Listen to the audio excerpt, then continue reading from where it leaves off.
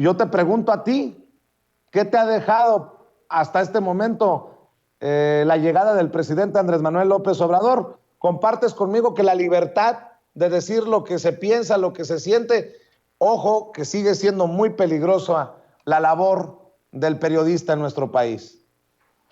Sí, no, yo creo que nunca se ha tenido una amplitud en cuanto a la libertad de expresar y a la libertad de expresión y a la libertad de decir todo y publicar lo que se quiera, en el sentido en relación con la presidencia del país, es decir, con Andrés Manuel y con el gobierno de México.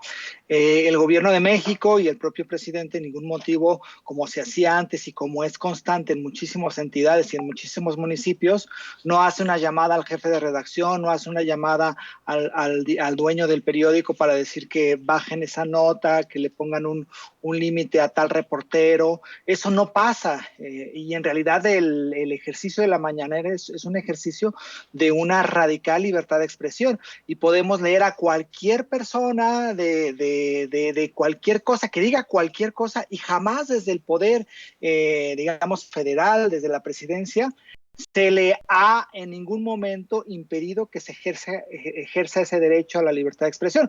Se debate, sí hay un debate, y eso es muy bueno, se están debatiendo los medios, incluso se están debatiendo lo que piensan muchos intelectuales, pero no hay en ningún momento un límite a esa libertad de expresión a nivel federal.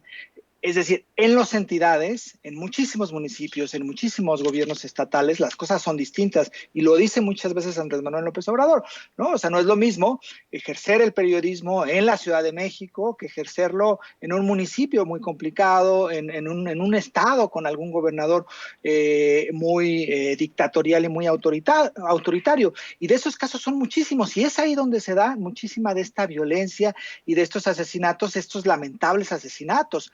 Y además el proceso de lograr abatir la impunidad también es muy complicado porque son las autoridades locales, porque son las mismas procuradurías locales o las procuradurías estatales, pero además es el elemento del crimen organizado y el elemento de muchísimas otras variables.